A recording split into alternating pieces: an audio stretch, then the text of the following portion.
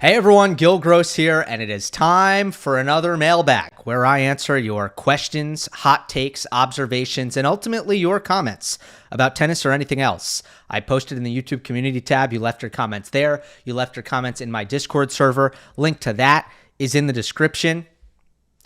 And if you would believe it, this will be the last regular Mailbag of 2024. We are at the end here. There will be more mailbags during the offseason, but all of them will have a theme. They will all be directed. For example, this is the only one I'll tease.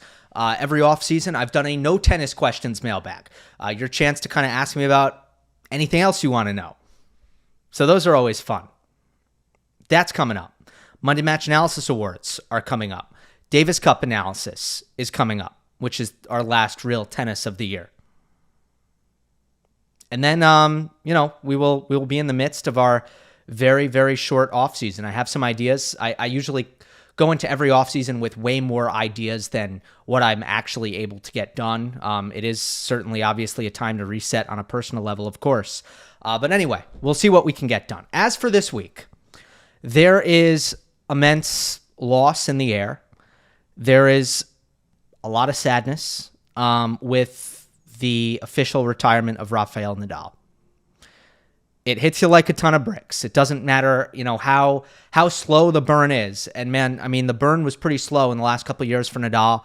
The writing was on the wall. This didn't happen suddenly. It was a little bit more sudden with Roger, although I think you could draw a parallel in both cases where you can draw like a real line in the sand as far as health goes, where it was kind of never the same. And for Nadal, it was the Wimbledon, where he pulled out ahead of his prospective semifinal against Nick Kyrgios.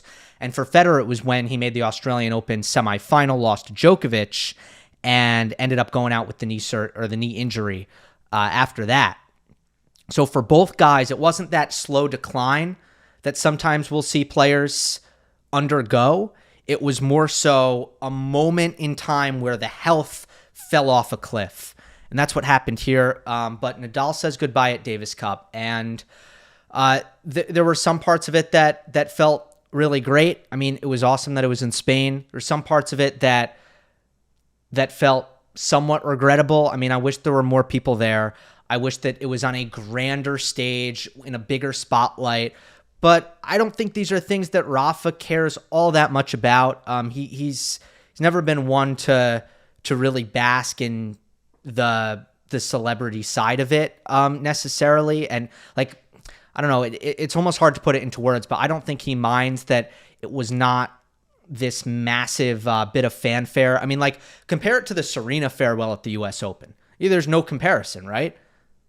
Not even almost. And in fact, while we're at it, and I don't want to dwell on this, but if we're gonna broach the topic, there are reports that the reason why Murray and Djokovic and Federer weren't all in Spain is because they had planned to do the retirement ceremony on Friday, and that they were set to arrive on Friday morning.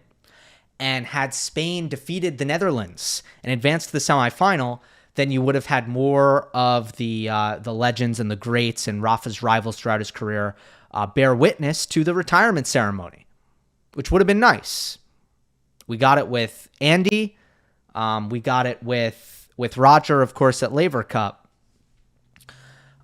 Very strange decision if those reports are true, right? With Serena, I mean, Serena played Danka Kovinic, if my memory serves, in the first round of the U.S. Open, and they just decided, look, win or lose, we're gonna do the ceremony, we're gonna do the farewell on Monday, and if Serena wins and then we do it, great. And if she loses and then we do it, okay. Then we took our chance to do it. So very odd to assume that Spain was going to beat the Netherlands, considering you're going to play Rafa in singles. He hadn't played since the Olympics. Anything can happen in the doubles. It was that's an odd choice right there. But in the grand scheme of things, not a huge deal. Not a huge deal. It was really cool to see just over social media all of the outpouring of love for Nadal. How many people grew up looking up to Nadal, looking to him as an example.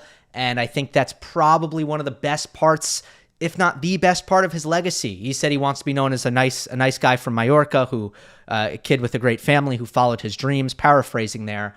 But, Rafa's always been kind of, he's always expressed how important it is that he, just treats people right and is known as a great guy. But I think more than that, a lot of people just look to him as an example for how to go about your business in terms of how to honor the game properly, how to compete properly. And I just think that's an unbelievable legacy to leave behind. Now, I did a big, more complete Rafa tribute when he announced his retirement. I will have that clipped off. I'll post it as a separate video in the upcoming days. So I'm going to leave it there, and let's get into the mailbag comments. And there will be some, of course, about Rafa in light of what went down this week. All right. First one is from MA. A question related to the recent Rafa retirement. What would you consider a perfect retirement for Nole? To me, it was right after the gold medal. Considering it is highly unlikely he will manage to snatch another Grand Slam with Alcaraz and Sinner playing the way they are, I'd say we can scratch that option, maybe in Belgrade Open next year. How do you end a career like that in the greatest possible way? Nadal's felt kind of anticlimactic. Losing at the indoor hard would have been much better if he finished this year at Chatrier, Roland Garros, or Olympics. Federer 06 Wimbledon was also disappointing, but I will never forget the Laver Cup send-off. Even though he lost that doubles, everyone was there and gave it so much meaning. Yeah, it's funny. You think about how things age. Like, how will we look back at Federer's farewell when we're, years and years off of it? And I got to say that the Laver Cup thing probably overshadows the Hurkacz loss quite significantly. Now, part of that is we didn't know that Federer was definitely done after the Hurkacz loss, although there was some speculation based on how that went down that Roger might be finished. But yeah, I just feel like the Laver Cup was a far more impactful and memorable send-off that I think left a pretty good taste in everybody's mouth. And then you have that great film that came out on Amazon Prime. What is it called? Last 8 Days or something, which I really recommend that anybody who hasn't seen that, watch it. I did review it on the channel as well. All right, your first question here, what would you consider a perfect retirement for Nole? Look, let's just acknowledge the fact that it's incredibly difficult to go out on top. It's very, very rare because when you're on top, it's really nice up there. The weather is nice at the top. And when you're there, you're often not anticipating that you're leaving anytime soon. You got to put yourself in the frame of mind of a hyper-competitive elite athlete. And if you can put yourself in that frame of mind, a guy who has throughout his life done nothing but prove any speckle of doubt incorrect and wrong. And Rafa did that by playing as long as he did. Which, by the way, I think should be mentioned in all of this, that we should just be so grateful for just how long we got Nadal playing at his best, way longer than anybody expected, right? So that's just one example, right? You might think it's the moment where, Nadal should go out on top, right? And technically, with the benefit of hindsight, it would have been the Roland Garros title against Casper Ruud in 2022. But of course Nadal didn't know that was the end. Of course Nadal didn't know that a month later he would sustain an injury at Wimbledon and never be the same. He had won the Australian Open that year. Come on now. You don't know that you don't know what's going to happen at that point. And you have no plans to leave the perch that you occupy.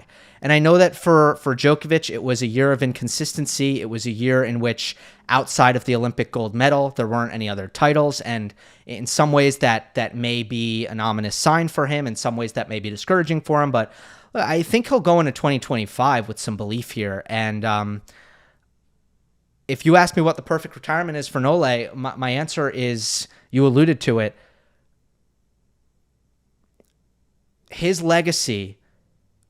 a big part of his legacy will ultimately be what he did for tennis in Serbia and passing it on to the next generation and kind of ushering an era in Serbian tennis in which it's a small nation that punches way, way, way, way, way above its weight because of Novak. There were some other people before Novak who deserve a lot of credit, but largely it was because of Novak. And the Djokovic family has been working carefully with the ATP. They want an ATP 500 in Belgrade. For now, it's going to be a 250. Next year, it's going to be a 250. After that, the license expires. Who knows what's going to happen after that? But I think for Djokovic, a great send-off would be in Serbia. And I don't think there would be anything more special than that. So I would kind of leave it at that, I think. But man, it's unbelievably difficult for tennis players to manage a perfect goodbye, a perfect farewell, because normally either your results have nosedived or there's been some sort of health thing that has, like Andy Murray, right? There's been some sort of health thing that has led to your demise in some kind of way. All right, next one is from Tsugumi. When Medvedev first talked about the issues he had with the current tennis balls, most people just assumed that it was kind of an over-analysis to cope for his losses against the best players in the world. Recently at the ATP Finals, some of the players had given their thoughts on the current state of the balls. Do you think that Daniil was right in saying that he could no longer play his best tennis because the balls are not letting him do so? Or do you think he had simply reached the ceiling of his game due to his technical deficiencies like transition game, volleys, and pace generation? All right, great comment here. Let me first clue the audience in on what you're referring to. Maybe there are more quotes than this, but the one that really stood out to me was what Alexander Zverev said. And I did put it in The Draw, my weekly newsletter, which is a curation of the best tennis content on the internet every week. You can subscribe at thedraw.tennis. Link to that is also in the description. So yeah, I put this in The Draw because I thought it was really interesting. Giddy Nathan, who writes for Defector, asked Zverev about the balls, and I might not read this entire quote because it's very long, but here's what Zverev said.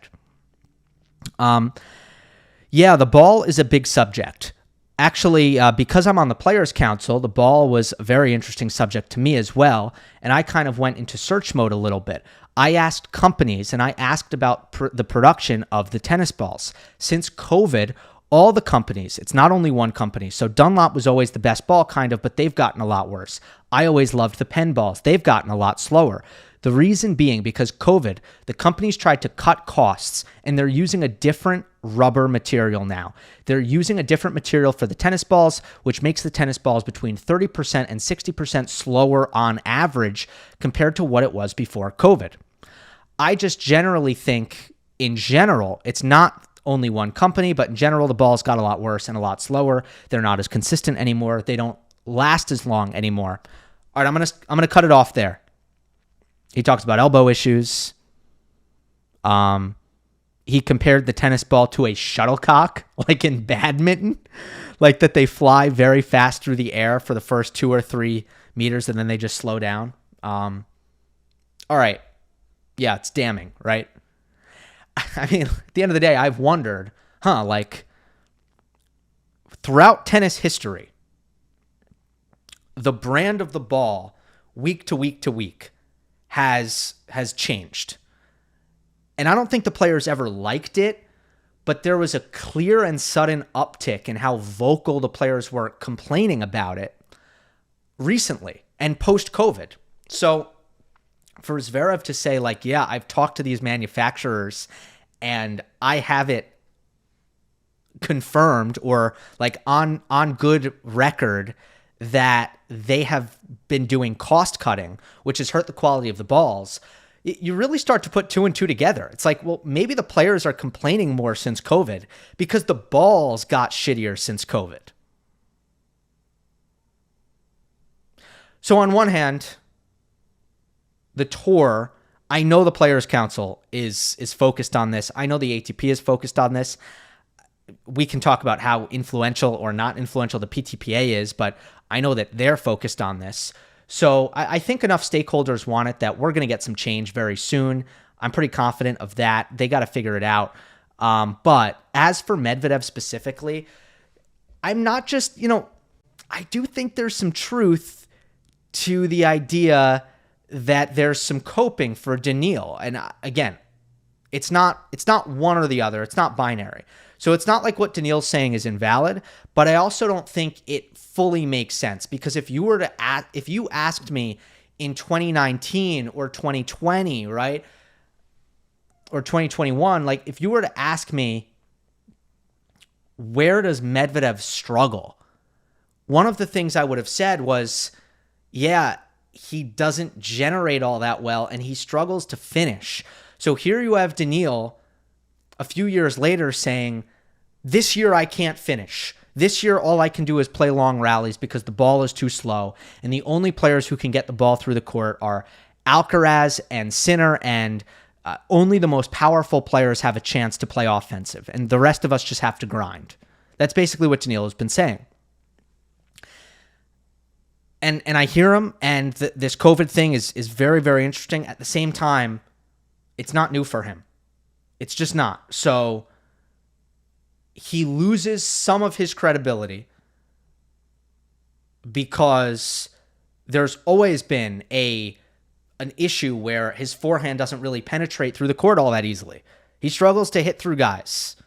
It's always been that way, even before the complaints about the balls started popping up. So look, maybe it's only gotten worse because of the balls, and that's very possible.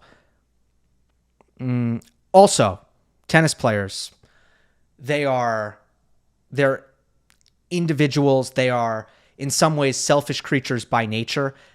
Daniil's a smart guy. You're always going to lobby for conditions that suit you better. So I'm not saying we should always discount it when players complain about the conditions, but they're often just complaining because they feel like the conditions aren't suiting their game. And we're never going to really get to a place in tennis where we don't see that. That's going to be a constant. Next one from Arnob. Hi, Gill. Thanks for the content. Want to return a classic question from last season. What aspects do you think each top 10 or 15 player should work on in the offseason? All right, top 10 improvements. And by the way, I'm going to be realistic here, right? Like, I could say Rublev get as fast as Alcaraz. Not going to happen. So I'm not going to say Rublev should focus on becoming as fast as Alcaraz. Like, let's keep it realistic here. All right, Jannik Sinner. Endurance and durability. I think the biggest thing for him in 2025 is make sure you are ready to play long 5-set matches. Make sure you are ready to play a long, hard season, going deep week in and week out while maintaining your body, making sure it holds up. That's item number one for Jannik. Zverev, trusting forehand under pressure. Be confident off of that wing. Be willing to unleash off of the forehand wing, not when it's 2-all, but when it's 5-all. That's the key for Zverev. Alcaraz, overall consistency, whether it be rally consistency over the course of the duration of a match, consistency over the course of the duration of the season, just consistency and steadiness for Alcaraz, making things a little bit more stable. Fritz, transition game. I still think just marrying the clinical ball striking that Taylor is capable of with an ability to come forward and finish off opponents up at the net with more regularity and more comfort is the next step for Taylor. Medvedev, first serve resurgence.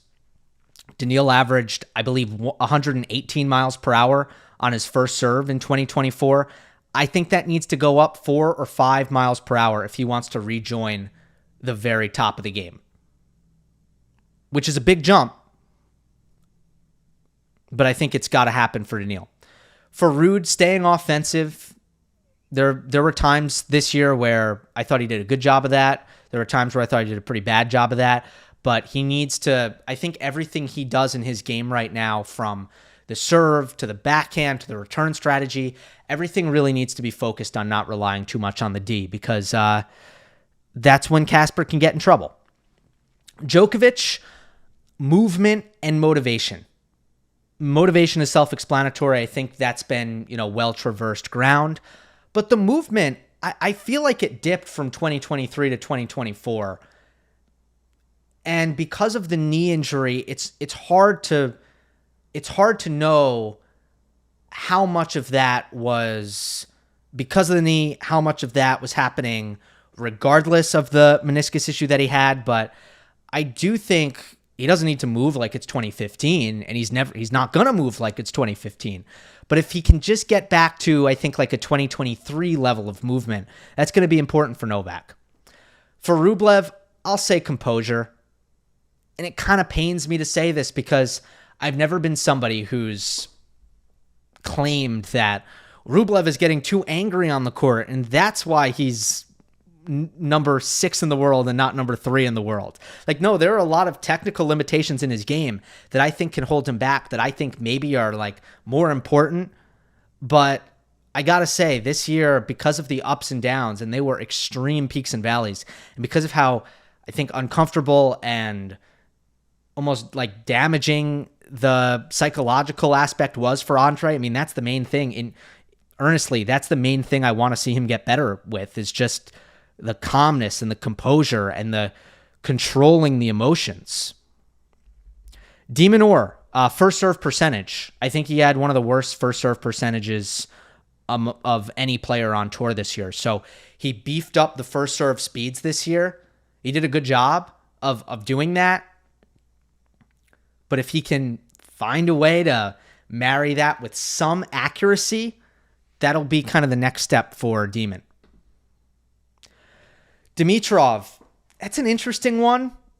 I'm just going to say he's got to find a way to relax at the majors, because there's been a very odd trend for Grigor.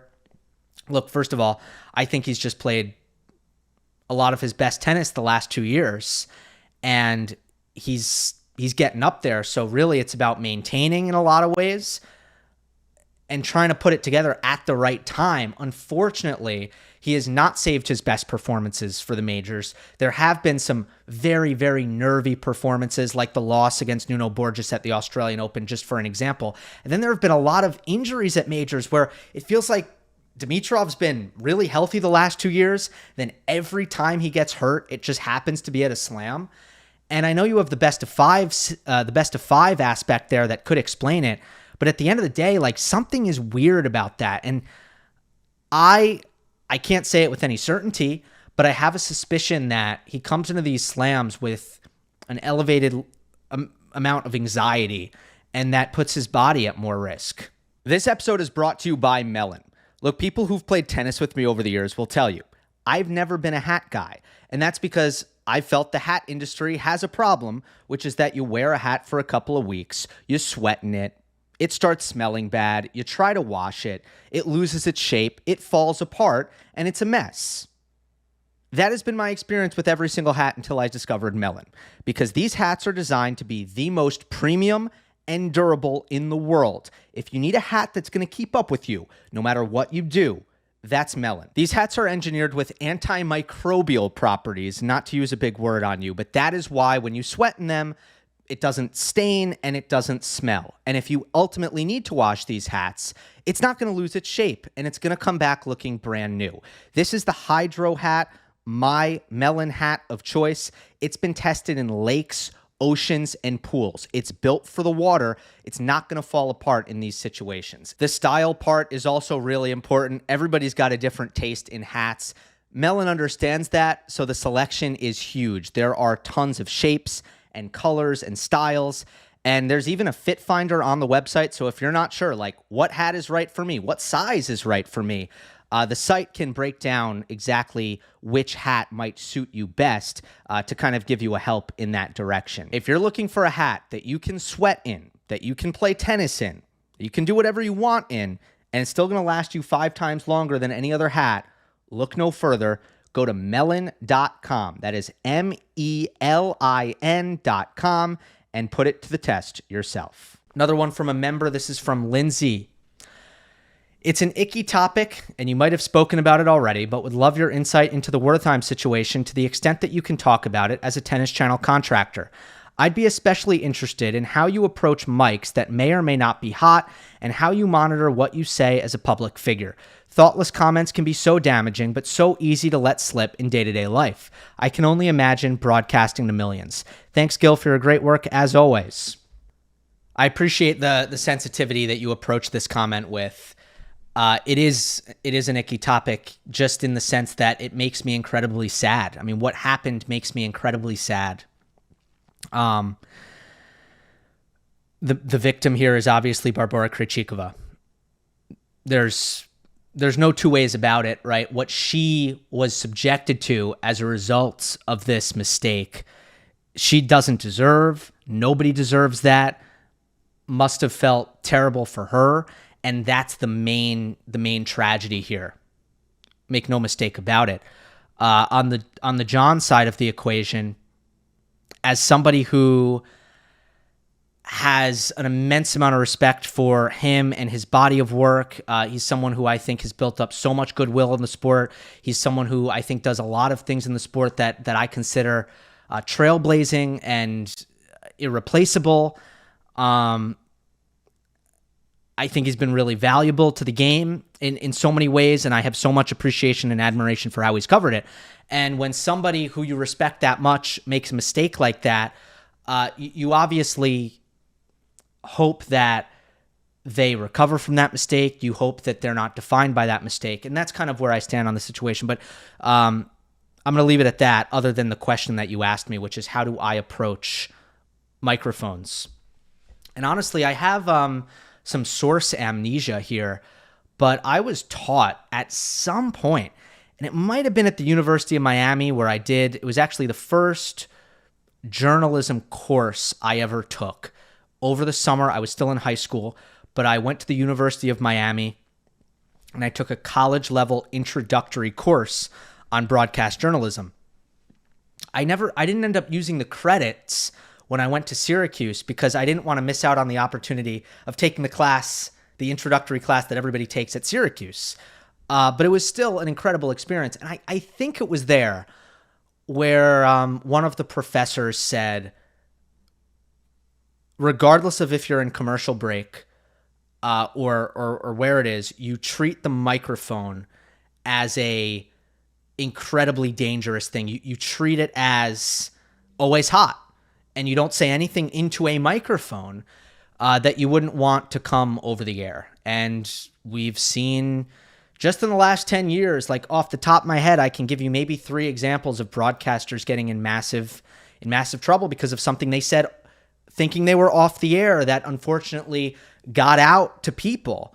And, there are various degrees of severity to the things that have been said, but I'm incredibly careful. I'm incredibly careful in commercial breaks because what I was taught at that very young age really stuck with me. And the people, the trouble is sometimes the people on the other end, right? Because your producer or other people in the control room, they might be talking to you, right? They might be making comments that they know aren't going to go over the air.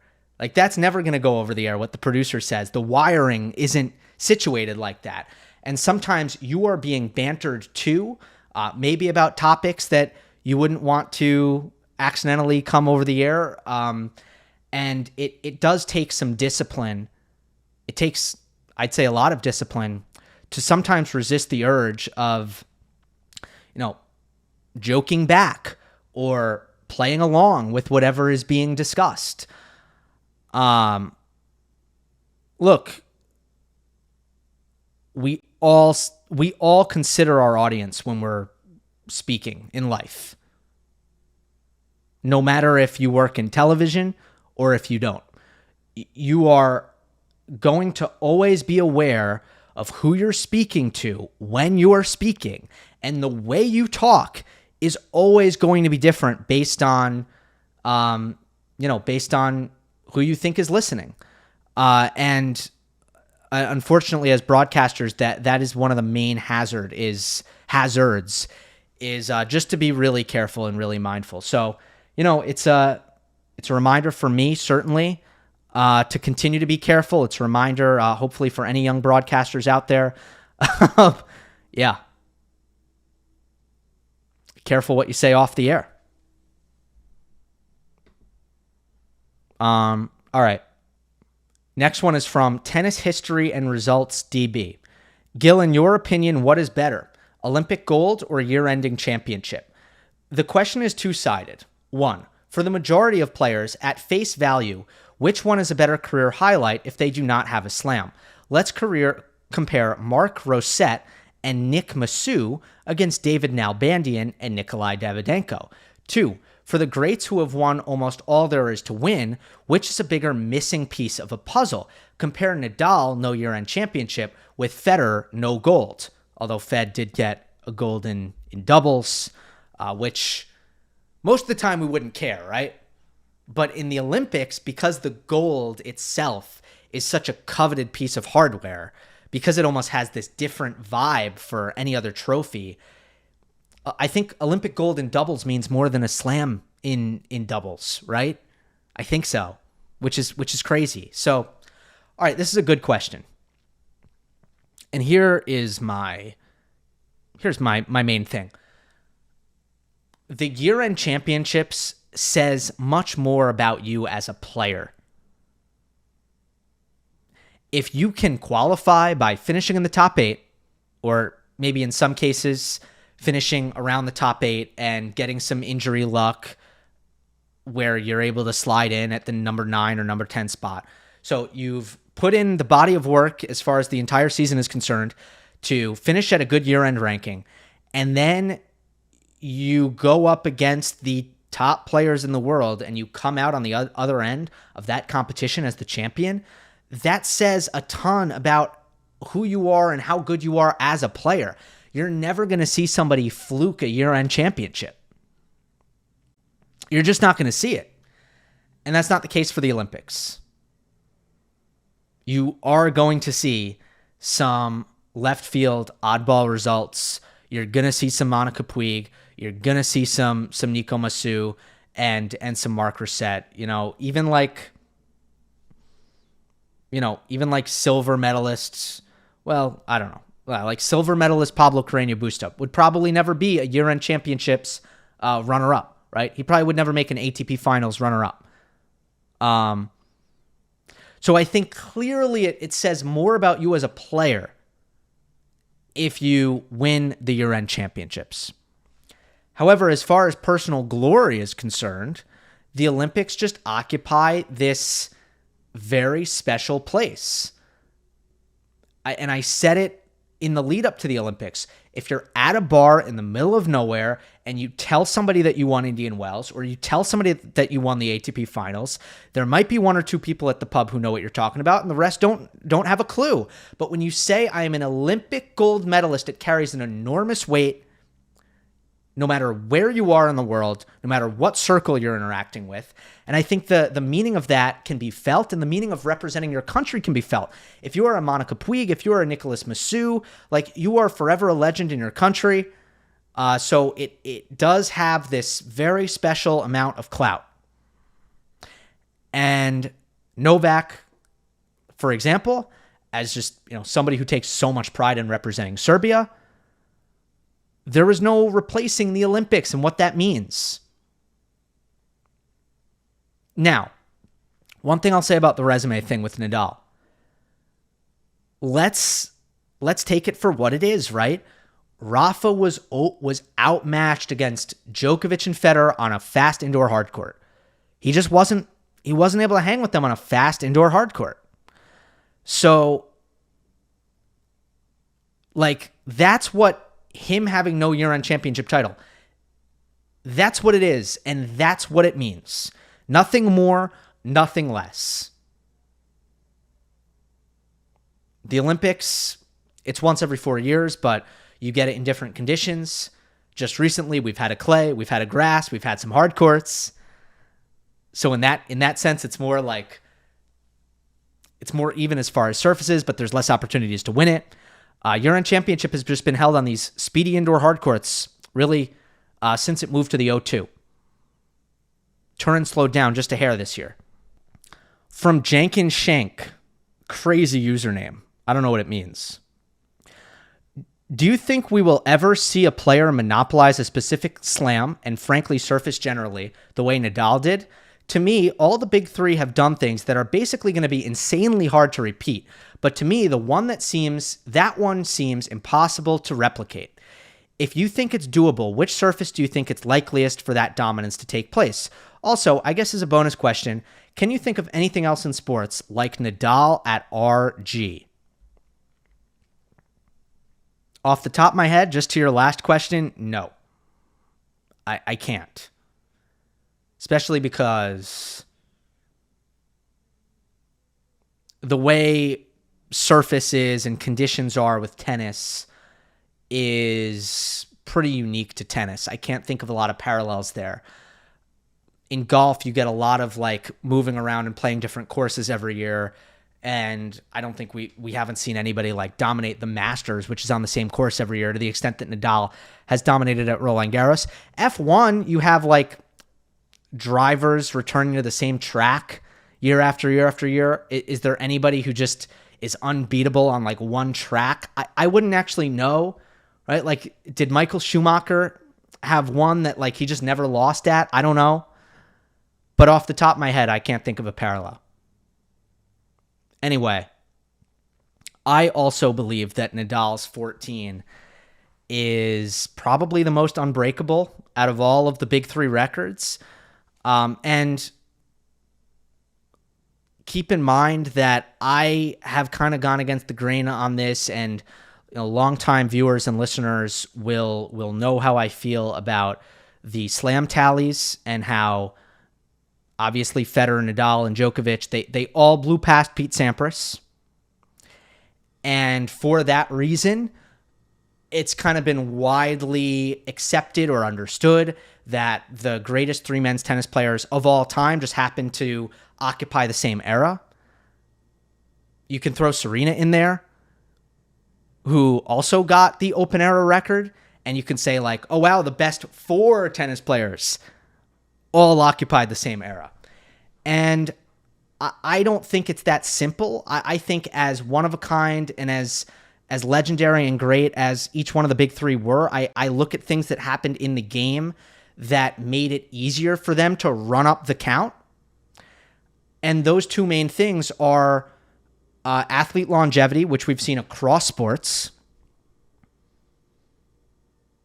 Right? We saw Brady become the best quarterback of all time, if you just do counting numbers. We saw LeBron become the best basketball player of all time, if we just do counting numbers. We saw Alex Ovechkin become the best goal scorer of all time, if we just do counting numbers, right? It's because these guys are all playing longer. And then the other thing is playstyle homogenization across all the surfaces and slam participation, which has changed in recent years, where now we have, if you are a top player, you are a contender at all four slams. And you have a chance to win 4 times a year, which wasn't the case for players of the past. In the 90s, there were fast court players, there were slow court players. If you go even, earlier than that, you had players who weren't even participating in all four. So, things have changed. And I believe that in the next 50 years, at some point in the next 50 years, I think the slam count, Djokovic's current record, will go down. I think 24 will go down at some point in the next 50 years. But all that to say, if you look at Rafa's number, 14 at 1, what makes it even more amazing what Nadal did is if you look at his rivals and his fellow greats, Roger Federer was good on clay, great on clay. Novak Djokovic was great on clay. Like all of Rafa's rivals, Murray, I think, lost the most from the conditions. Like clay hurt him the most. But Rafa's two main rivals were really good on clay. And Nadal still got to 14.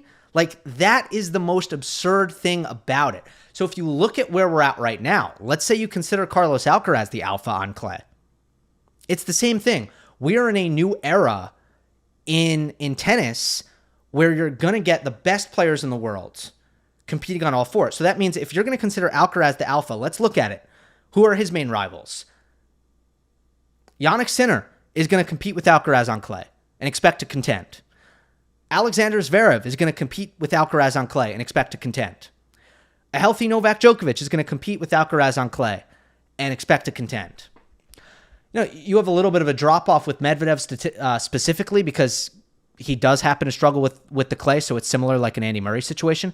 But if you kind of take my overall point for what it is that you aren't going to have a situation, unless something radically changes in the way the game has trended, you're not going to have a situation where you have, let's say, 3 or 4 elite players in the game, and only one of them likes grass, or only one of them likes clay. That would create the environment where one player dominates. I just don't see that happening. So I think Nadal's 14 is going to be unbelievably difficult to knock off. Like crazy. Crazy, crazy hard. You always want to be careful when you say stuff like never, but it's as close to that as you can get. Next one is from Joe. Hey, Gill, I see/hear a lot of people talking about how they're never going to watch tennis again as Federer is retired, Nadal is just about to, and Djokovic maybe in the next couple years. They seem sour or, quote, salty about the rise of Sinner and Alcaraz and how it's boring. It's a natural reaction, but is it not the same as when Sampras, Agassi, Becker, Edberg, or any other greats of their time when they retired? Wouldn't you say the big three started off with little to no fan base support at first too? Yet here they are as icons. I know it's hard to root for a new guy when you've been following someone for so long, but is it really just toxic fans being, well, toxic fans? Thoughts? It's a good question. Very hard to answer, but I do believe that tennis is a star-driven sport, and in that sense, you could say it's sensitive to the ups and downs of individuals and the folks, the players at the top of the game. Are they resonating with people? Are people interested in them? Are people becoming fans of the players at the top of the game? Tennis is very sensitive to that. It's not like a team sport where, like, you're never going to be like, man, like, nobody's into soccer these days because Real Madrid, Barcelona, Chelsea, Manchester United, Manchester City, PSG, they're all boring.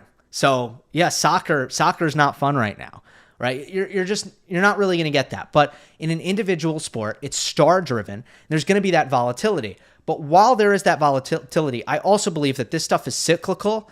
And look at tennis history. Has there ever been a period of more than like 5 years where tennis has been starved of somebody who's really moving the needle? Now, I will say, in all honesty, I don't think it's been the best couple of years for the WTA as far as stars. And I think the Serena void, the Osaka void, because she was trending to be a real superstar globally, Sharapova void, I don't know, like it has felt like there's been some lacking there. So it's not like tennis is immune to that. But at the same time, there have been a lot of people up in my comment section saying, hey, Gill, I'm a new fan. I love Alcaraz. Hey, Gill, I'm a new fan. I love Sinner. Look at what's happening in Italy here. There was a great piece. This is also in the draw. There was a great piece by Matthew Futterman, who is on the ground in Turin, just documenting how big tennis has become in Italy. I mean, that's the kind of thing that makes it really hard to make an argument that tennis is in some sort of trouble post Big Three. And I've always thought, like, it's really funny, right? Because the reaction when Sinner and Alcaraz play an epic match, everyone's always like, tennis is going to be okay. And my thing is, what did you think was going to happen? Like, did you think we were going to go into some dark ages and, like, no awesome tennis players were going to emerge? Really? The post Big Three panic or doomsdaying never resonated with me. And I felt kind of vindicated. I felt like, I was right to not panic about it. Next one is from Sophia. Hi, Gill. What do you think would be the tour dynamic if Sinner gets suspended? Would Carlos win everything, or would he maybe lose some motivation?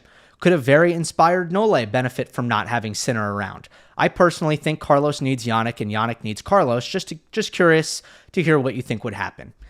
I don't want to spend too long on this question. I think it's pretty simple, right? When you take a top player out, it's going to increase everybody's chances to have success and win big titles. Is there a psychological dynamic there that would change for Alcaraz? Absolutely. When you take a favorite out, it does increase the pressure valve on a guy like Alcaraz, who has sometimes shown to be prone to high pressure coming into events, especially when he's imposing it on himself. So yeah, there's a psychological challenge there for Alcaraz in this hypothetical. For Djokovic, there's probably nobody on tour who has been a bigger issue for him than Jannik Sinner, considering the way the end of 2023 went, when Novak was playing really good tennis and Sinner beat him two out of three at the very end of the year, and then smoked him in the Australian Open semifinal, beat him pretty easily in the Shanghai final. So you'd be taking out probably Djokovic's biggest roadblock, and that would obviously increase his chances. But at the end of the day, again, I don't think it's worth overanalyzing this too much, because when you take a top player out, everybody's odds improve. Next one from Diego. Don't you think Carlos gets pushed around the court way too often for how good he is? I don't really know what you mean by this, to be honest, right? Because what would be the fix here? Do you want Alcaraz to be more aggressive? Do you want him to be more offensive? Because I think he's kind of pushing the envelope in that respect. I don't think he's passing up opportunities to take control of points. There have been a few matches in his career where I think he's gotten a little passive, but like maybe 2 or 3 in all the Alcaraz matches I've watched. It's very rare that I'm thinking that Alcaraz allowed himself to get pushed around too much. Like maybe his loss against Nicolas Jarry this year was one of them, where I thought he was kind of maybe not, maybe kind of playing into Jarry's hands a little bit too much by not being proactive enough from the back of the court. But in general, I think the reason you may feel this way, I have 2 theories. The first being, I've said this many times, I don't think grinding works against Alcaraz. I don't think playing solid necessarily works against Alcaraz. If you are an underdog against Carlos, I think you need to ramp up your aggression. I think you need to hit every ball harder. I think you need to take every ball earlier. I think you need to try to come forward if you have the tools to do it. And if you look at the players who Alcaraz have lost to, and you look at how his opponents have played, that has been the formula. So you might be seeing Alcaraz's opponents just play a way more attacking style than they normally would. And as a result, it almost seems like Alcaraz is playing passenger more often than he should be, or that he's getting attacked more often than he should be, where really it's just because coaches are coming in and players are coming in, and that's the game plan. The other thing you might be seeing is Alcaraz's speed, his ability to extend points. It makes the points where he is getting pushed around stand out a little bit more, because he's able to scramble so violently around the court. Maybe those sorts of points are leaving a bigger imprint in your head, and they're having more of an impact versus a player who doesn't defend as tough, where maybe they kind of lose the point on the first shot, or, the first, I don't know, you're watching Hugo Humbert, and it doesn't look like he's getting pushed around much. Well, maybe that's because he can't make that first neutralizing ball, or he's watching the ball go past him for a winner. It's a ball that maybe Alcaraz would have maybe gotten to and been able to extend the point.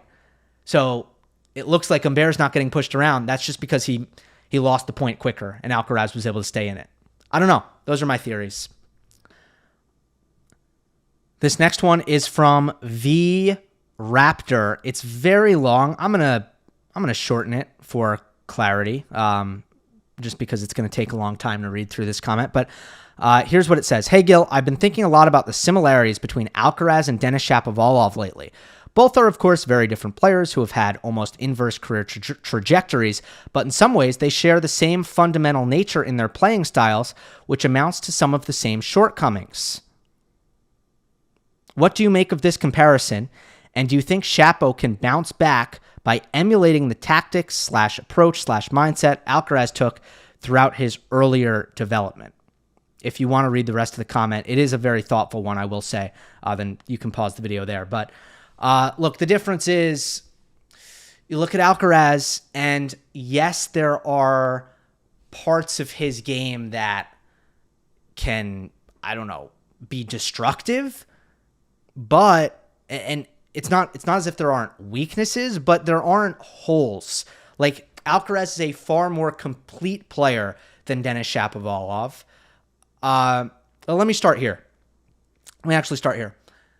The reason I was sold on Alcaraz as a prospect right away watching him, I was like, this guy's incredible, is because I saw the potential that he was going to be potentially the best in the world defensively and the best in the world offensively. When you marry those two, when you have a guy who can dominate in both phases like that, that's where you have something special on your hands. Was I ever like, wow, Dennis is going to be one of the elite defenders in the game? Never. The backhand defense wasn't that good. The speed was good, never great. Alcaraz's speed is supersonic. So that's one of the main differences. Then other than that, like, you just look at Shapo's backhand return, for example, and you say, okay, hole. That's a hole. It's a problem. You look at some of the stuff with Shapo's second serve. Bit of a problem there. Bit of a hole. You look at Shapo's volleys. Not awesome. Alcaraz, best volleyer in the world right now. So, like, Alcaraz, you can say, biggest forehand, best hands, best mover, right? Like, you have a different level there. And with Shapo, there's no doubt about it.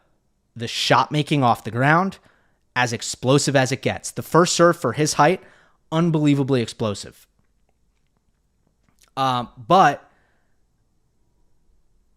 a lot, there were a lot of reasons to doubt that Dennis was ever going to be like top 5 material. And then, the health fell off. I think some of the mental stuff fell off. Some of the movement stuff fell off. Here's the thing, watching Dennis recently, and I know he finished the year really well. He won Belgrade. Dennis hasn't looked as explosive to me as he used to. So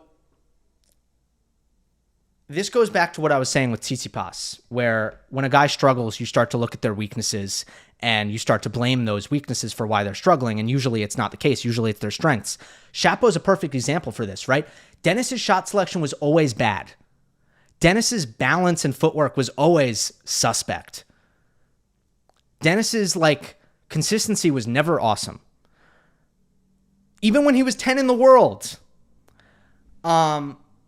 What's fallen off for me is I watch Dennis now and I don't get the same raw explosiveness in his game that I used to see. I don't see his power blowing guys off the court. I don't see the shot making taking the racket out of his opponent's hands as often as I used to. So I just think he's fallen off as a sort of athletically, I think he's fallen off. And physically, I just feel like he's deteriorated. I know he's not that old, but I just don't think he's been great physically. And I don't really know what the reasons for that is, other than the fact that, there have been knee issues. All right. Next one. This is also from the Discord. It is from Vinco. I know it's hard to read these Discord comments. Small text. Okay.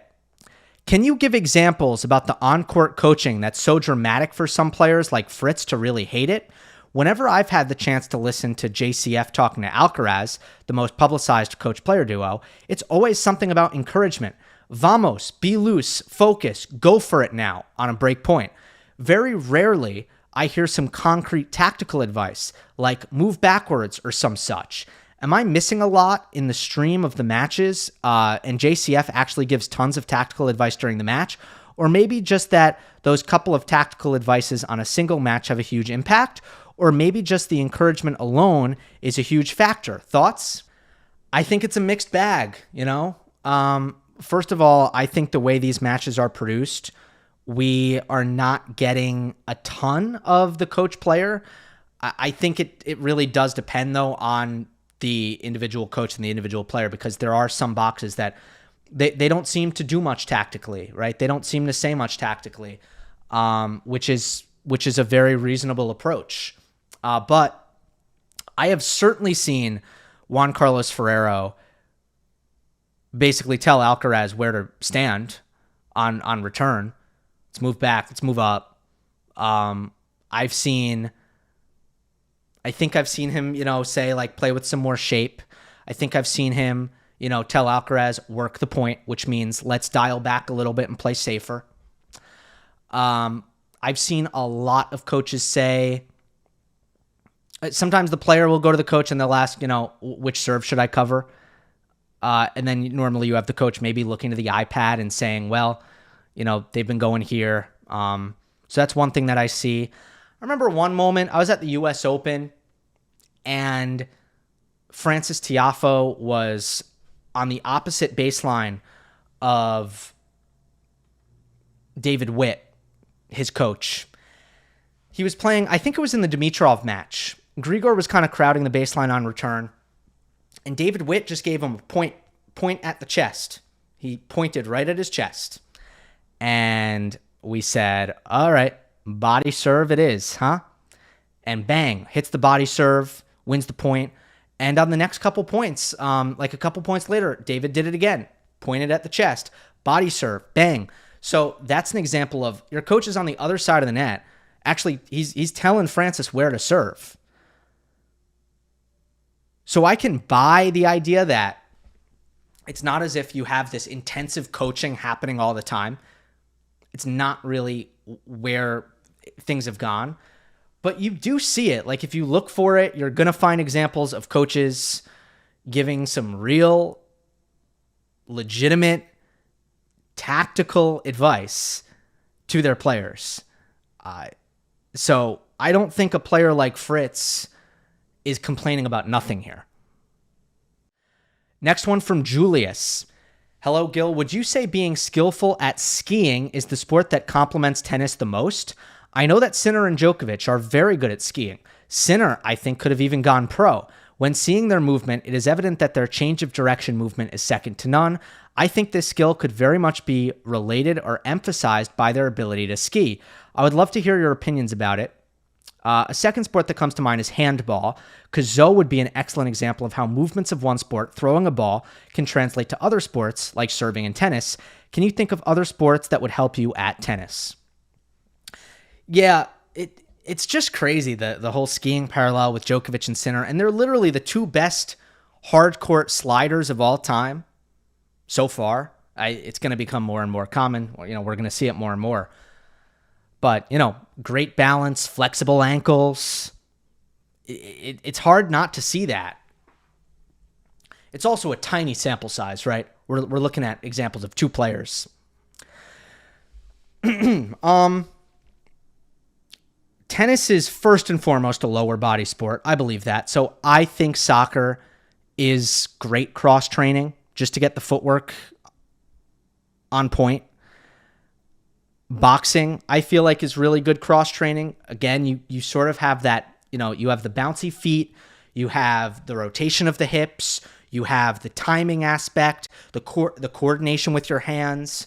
I don't hear much about boxing as cross training, but just logically, I feel like it's probably one of the better ones out there. Throwing a ball, like learning how to throw a ball is great. Don't get me wrong. I mean, it's very isolated to the serve. So I don't think that baseball is the best cross training. I would never say that, American football is the best cross training because I just don't think it incorporates a lot of the footwork stuff as much as you would want. But that said, a lot of players, if you look at juniors, when they first try to serve, this is a very elementary thing, but you'll see them kind of serve with the palm up, which is like the natural way to serve, but it's also completely wrong. And you're never going to maximize the ability of your serve if you have that kind of waiter's platter, which some people call it, with that palm up serve. But anybody who learns how to throw understands that, the palm starts down. If you learn how to properly throw, getting that palm down, pronation of a tennis serve is going to be a lot easier. It's going to come more naturally to you, and you can develop that live arm as well. The biggest thing I think is cross-train, like in general cross-train. I just think there's no way that it's not beneficial to play other sports other than tennis on a regular basis if you're a young player. Next one is from Marco. Which was the bigger improvement in your opinion, Djokovic 2011 or Sinner 2024? There's a comment here that I wanted to include because I thought it was a good comment, a reply. It said, Sinner 2024. Djokovic was already a Grand Slam champion, ATP Finals champion, multiple Masters champion, ranked number 3 in the world in the Fedal era. So we already knew he was next in line. While Sinner, we didn't know if he'll make the leap or disappoint like the little 3 did. Sinner had 0 big titles before Canada 2023. And I think that's true. If you really look at where Novak was at coming into 2011, there were certainly some questions about if he would always play second fiddle to Federer and Nadal. And that thought was certainly out there that Novak he's there. He's clearly top 5. He's going to be around. He's a mainstay, but he's never going to be those guys. Whereas Jannik, I don't even know that you could go that far, right? Like, it's not as if there were clear signals before 2024 in any like super concrete way that Jannik was going to even be like a tier 1 player.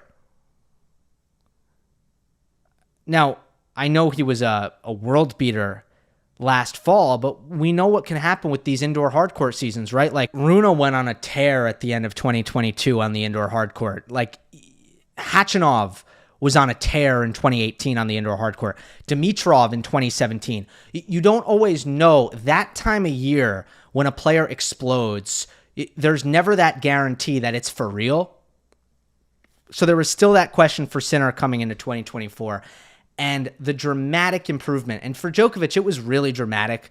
But yeah, he was knocking on the door for so many years that I don't think it's the same as Sinner, who just erupted all at once in a lot of respects. This one is from Alessandro. ATP released that the Sinner versus Fritz final had the highest shot quality of all games this year, according to the Tennis Insight measurement system. What is your opinion about the validity/usefulness of current AI shot quality rating systems? Well, I've had the ability to like go really in depth and see how the technology works myself. And I did have Tom Corey on, also with James Marsalek. I had them on Monday Match Analysis to sort of explain how this stuff works. And the technology is remarkable. It's amazing. And I love these guys, and they help me out a lot, and I'm appreciative for it.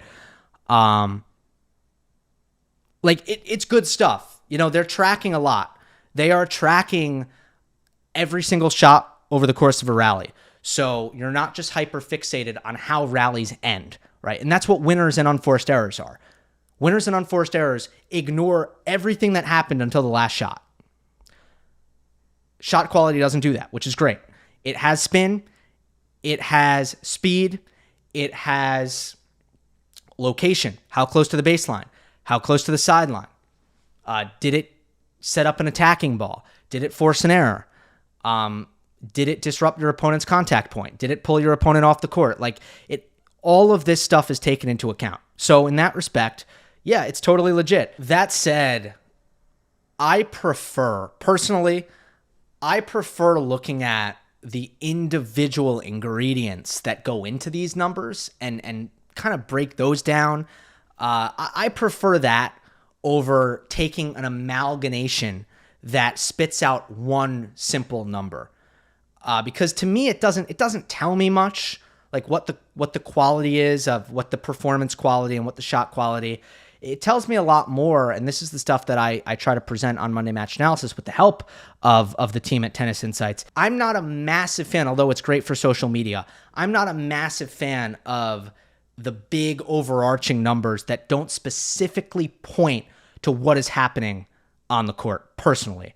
Not to say that there's no place for the numbers. It's just, it's not what I get as excited about. Now, as far as the ATP Finals specifically, I thought it was a really high-quality final. I was not surprised to see it score very, very high. Both players were clean. Both players were hitting huge, aggressive. Indoors, it's got to be easier to achieve a higher quality in still conditions. And I've also noticed that I do feel like there's a fast court bias with the shot quality ratings. I also think that some of the more serve-centric matches tend to score higher. And that makes sense, right? If you look at the percentage of points that end in a mistake, in an error, the speedier conditions, and if you take speedy indoor conditions, you're going to have less points ending in a mistake. And to me, the system is going to look at that as, oh, it's great quality. Because we had one player hitting an ace, hitting a great serve, finding a finish off the ground. And the system is going to consider that better than what we get a lot in slow conditions, which is they play a rally, somebody makes an unforced error. So I don't know, I'd be interested. I'll send this to Tom and some of the other folks at Tennis Insights, and I'll see what they think. I'll get a response, and then maybe next time this comes up, I'll be more informed to speak at length about this. All right, folks, let's end on this one. It's an appropriate way to end on this final mailbag of 2024. From SJ. In terms of just pure quality on both sides of the court, what would you say was the highest quality match Nadal has ever been a part of? Or you can narrow it down to a few picks. I think I'd go between Australian Open 2009 semifinal versus Verdasco, which is SJ's pick, Wimbledon 2018 semifinal versus Djokovic, Wimbledon 2008 final versus Federer, and Rome 2006 versus Federer. I think this is a good list. I'm just going to add some. And by the way, I don't think I can pick one. Did you ask me to pick one? Yeah, you did. I don't know that I can do that. Let's just add to the list. There's one match that reminds me of the 2009 Aussie semifinal versus Verdasco. I would put it in the same category. It's the 2018 US Open quarterfinal, Nadal versus Thiem. Those matches are similar because Rafa wasn't going up against Djokovic or Federer, so you weren't necessarily gearing up for something spectacular. But in both cases, Verdasco was dialed in with his highly explosive brand of tennis. Dominic Thiem, same thing, just totally locked in, firing on all cylinders, winning the first set 6-love in one of the most ridiculous displays of power baseline tennis you will ever see. And he was able to maintain it pretty well. And they played an epic quarterfinal that I feel like people weren't necessarily expecting. Same thing with Verdasco. You weren't expecting it. So those matches hold a special place in my heart because of the surprise factor there. And then there's a couple of I think omissions that stand out to me. Biggest one being the Australian Open 2012 final against Djokovic, which I know has experienced some hipster pushback, like long doesn't equal good, so that match wasn't actually that good. I know that is out there in the ether. I'm sorry. Miss me with it. I think it's a great match. I think it's the most physical match of all time. Not just because of the length. Look at how those points were being played. Look how much running, mostly Nadal, but both of them were having to do. As far as discipline and consistency from the baseline married with animalistic physicality, does it get any better than the 2012 Australian Open final? I don't think so. So I need that match on the list. 2008 versus Federer is great. I just want to say 2007 Wimbledon final versus Federer, overshadowed by 08. That was another really great 5-set match. And a lot of the kind of the fanfare that has come of the 08 final where Nadal eventually ended up overcoming Roger, which was a huge deal for him, kind of overshadows that 07 final, which was also really, really good. It was just not as much of a significant result because it was more expected that Roger was going to win.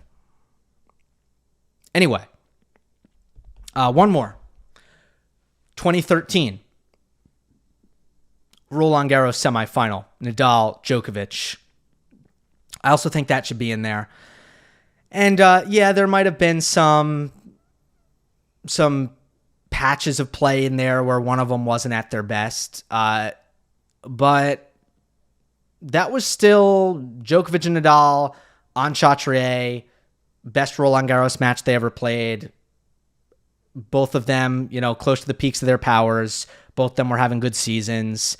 And it was a very, very competitive match. So I also feel like that should be on there. Rafa in the 5th set was pretty crazy good. I'll say that. After going down early in the set, he was phenomenal coming back in the 5th set with his forehand. Yeah, so I think with those additions, we have a pretty good list here. I do want to pay tribute to that 2018 Wimbledon semifinal versus Djokovic, because if 2012 Australian Open was the physical peak of Nadal Djokovic, 2018 Wimbledon semifinal, that was the tactical peak of the rivalry. There was so much chess in that match. If you look at the way the baseline patterns were being produced, there was so much battling by each player to sort of find their pattern. And Nadal at this point was really hunting that forehand down the line, was trying to maneuver his backhand in ways that were going to kind of create that opportunity for him. Djokovic started to recognize that, play his backhand a lot more down the line, going harder into the forehand to try to kind of get Rafa hitting on the run out of that corner. And the way each of them had developed their variety up to that point, you just saw an unbelievable chess match take place in that Wimbledon semifinal that I think is worthy of some serious praise. So many good ones, man. So many good ones from Rafa. And, he just had a way of creating some really epic matches, I think, with the emotion that he played with, the way he was always giving 100% and leaving it all out there. I just think naturally that lent itself to better viewing and higher quality tennis. And just, you want players to bring some intensity to these big matches. Nobody brought more intensity than Rafa. Nobody brought more electricity than Rafa. When he was down and he was looking to come back and he was trying to work the crowd and you could feel that momentum swelling. I mean, what was better than that? What? It will be missed. Again, an appropriate way to end the final mailbag of 2024. Hope you enjoyed. Don't forget to subscribe. I'll see you next time.